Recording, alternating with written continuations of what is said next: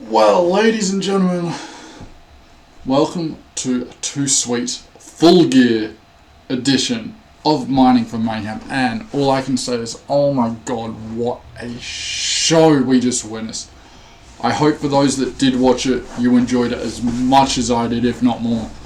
And I hope for the ones yet to watch it and about to watch it, you enjoyed as much as the rest of us did, because it was a show to die for. They delivered. This is a pay-per-view quality show, and I cannot hype this up more.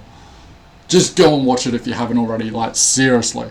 This is what wrestling is all about. So let's talk about it. Heads up, it won't be a long podcast, because one, I hate hearing my own voice. And I'm sure you guys hate it as much as I do, but that's not the point.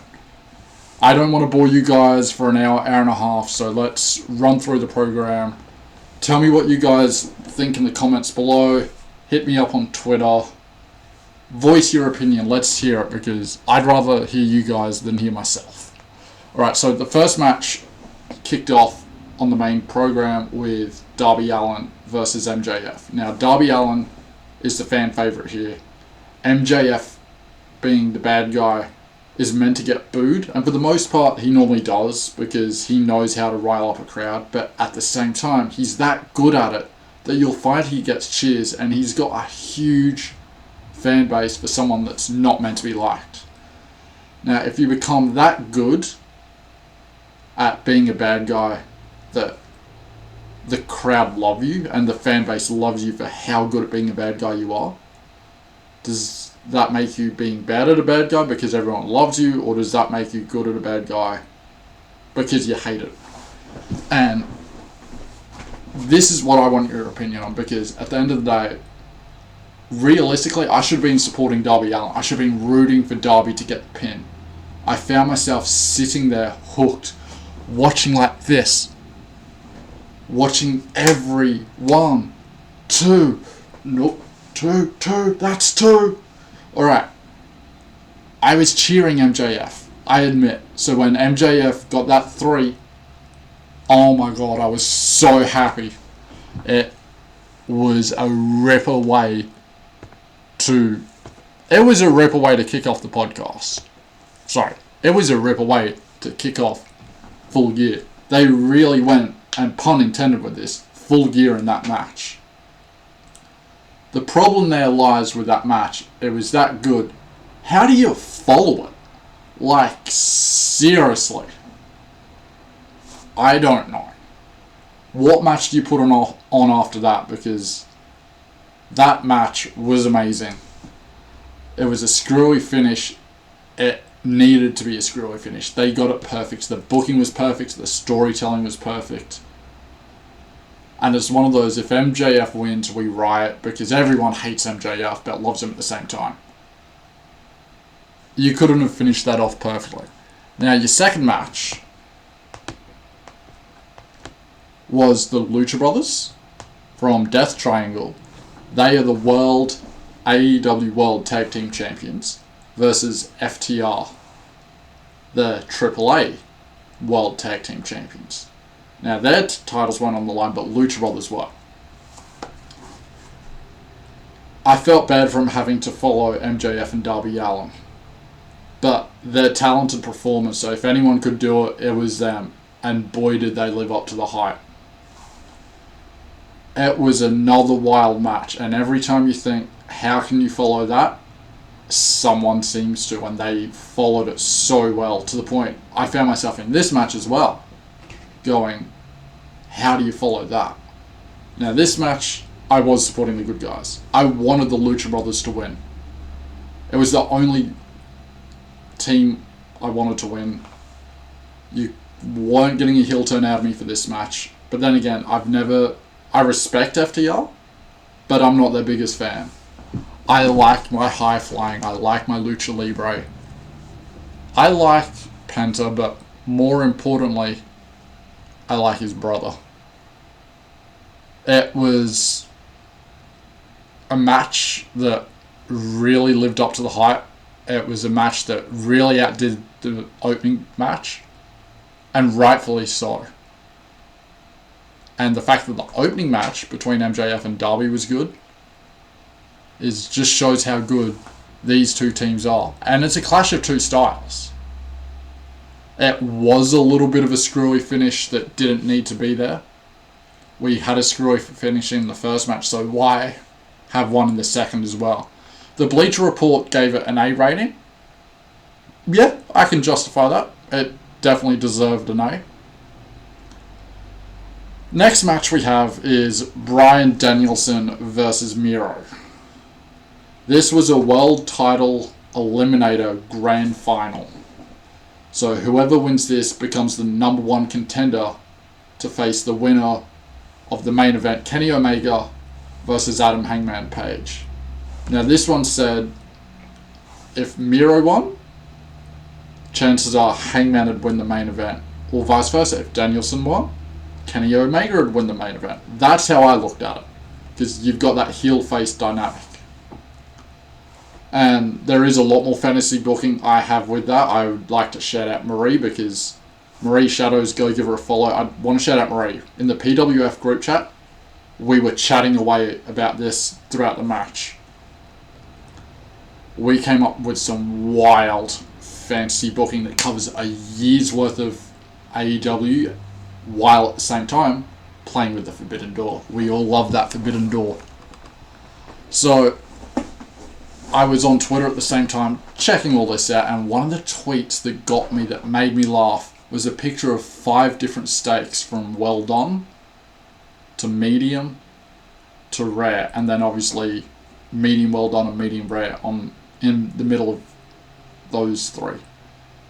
The question along with that picture was, what type of steak will Daniel Bryan's chest be after this match? Every physical match Daniel Bryan, not WWE, AEW, Bryan Danielson is in, whoo, his chest gets red. My money on this one, because I wanted Kenny Omega to win the main event, was on Miro. Miro lost the match in another classic. Again, like I said, how do you follow this match? Miro and Bryan Danielson followed the match before. I said the same thing during this match. How do you follow this match? How do you get a pay-per-view where match after match after match after match has you thinking, oh my god, this is amazing. Please follow this match. Please be just as good. Keep the momentum up. So far, every match has had that momentum. And this was just another ripper of a match. We go into the 4th match of the night. It's Jurassic Express and Christian Cage versus the Super Clique, Adam Cole, Matt and Nick Jackson, the Young Bucks, in a Falls Count Anywhere match. This wasn't just a Falls Count Anywhere match, because normally you can get, from what my understanding was, you could get DQ'd in it. This was a no DQ Falls Count Anywhere match. Borderline almost like a street fight. They came down in their jeans. The Bucks and Adam Cole came out in pink and black gear, pretty much resembling Bret Hart. Again, how do you follow a match after that? They just keep getting better and better and better. The only negative I would have had on this match is it went just that little bit too long. I would have ended it maybe at the Concerto, where I would have had the Concerto successfully done. Actually, no, not the only negative was the length of the match. There was one other bit. When you had Adam Cole almost like in that camel clutch, and the Young Bucks shoved thumbtacks inside Jungle Boy's mouth. I'm watching and watching and watching, and then the Young Bucks have gone to either side, super kicked his face, and I've pretty much closed my eyes. That got a bit too much for me. I'm like, I really hope Jungle Boy did not swallow any of those attacks. That looks so painful. Nothing has made me cringe like that since WrestleMania. Triple H grabbed pliers, plucked a nose ring out of Dave Bautista. But yeah, how do you follow a match that's just that good? And again, every match so far, I've said that, as you've noticed. Every match, I've kept saying that for the match that followed it. We finally get to a match that, for me, didn't follow it. I can't comment so much on this because I sort of tuned out. This match was Malachi Black and Andrade El Idolo versus Pac and Cody Rhodes. Now, the talent in this match is phenomenal. They're all such talented performers. I'll probably go back and rewatch this match, and I'll probably feel differently afterwards. I watched it here and there, but it became background noise to me. I was more focusing on the conversations I was having on Twitter. I was going to get food, I was getting bottles of water. And for me, the main reason why I zoned out of this match is Cody Rhodes. I'm not the biggest Cody fan. And one thing I've noticed by looking at it is they're finally actually calling him Cody Rhodes. I've never noticed that. It's always just been Cody. So it's good to see he finally has started using his last name. I probably will watch this match back, to be honest. I really love Pac.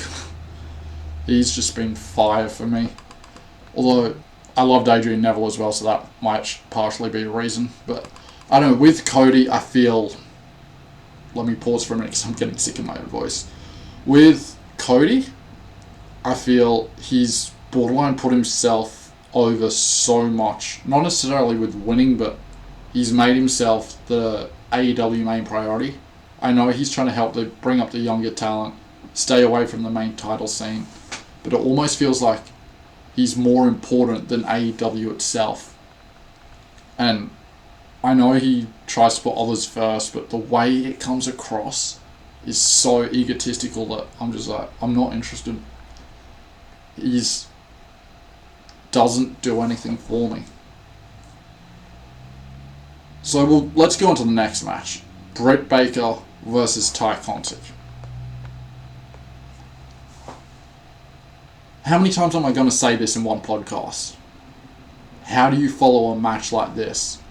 I almost thought Ty Conti had it. It was so close, you could not pick a winner. I went into this match thinking Ty Conti did not stand a chance. Oh boy. She really showed up and showed out. She's grown on me. I'm still a Britt Baker fan. And I'm glad that the title, now do this with me, stayed with Britt Baker, DMD.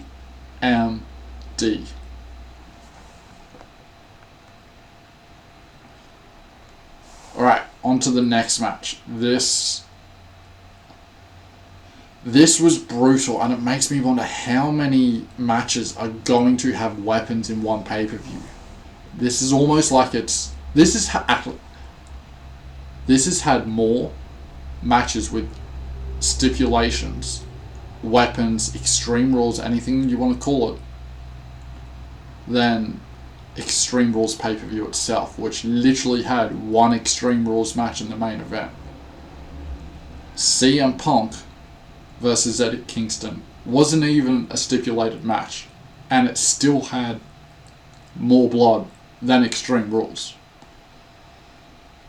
It wasn't the finish that I think a lot of us wanted, but my God, when you saw the hand go up, we didn't get the 5-knuckle shuffle, we didn't get the you can't see me, but we saw the hand go up to tease John Cena. Like, we all know John Cena's not going to AEW. We all know Punk's not going back to WWE. But as Punk said on the post-show, or the AEW media scrum, he just likes fucking the people. Right there with you, buddy. Right there with you. It was a brutal match. Without the weapons, they put their whole bodies into it. They were rough. And then, next match, we got an Inner Circle versus the Men of the Year. another match where I just walked away. I lost interest. American Top Team, do not do it for me. I'm bored of this feud. I'm over this feud. The Inner Circle deserves so much more. I think the only thing I enjoyed about this match, because it wasn't even a wrestling match, it was more of a...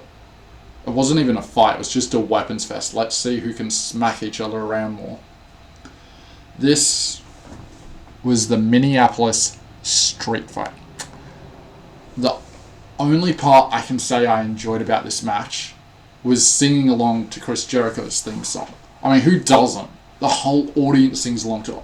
I sit in my brand new chair, bopping my head out to it.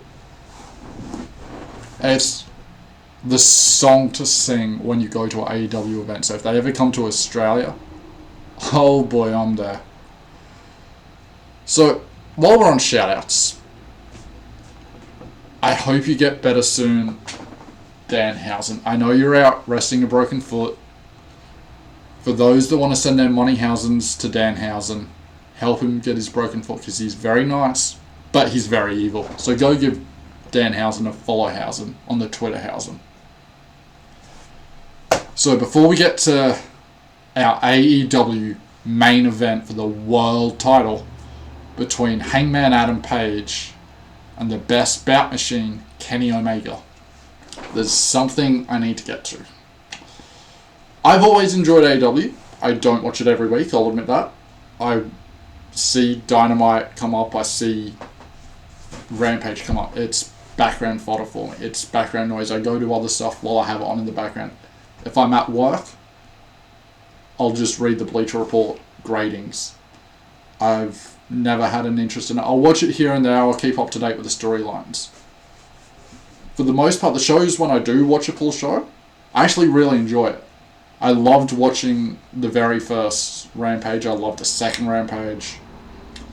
It's just, it's been missing that special ingredient for me. I've watched this whole pay-per-view so far, except for those two matches. But for what I have watched, yeah, okay, I'll admit it. I'm all in, I'm all elite. It's my number 2 show behind Impact. I'm still watch NXT. I'm not in love with it like I used to be. I still watch SmackDown.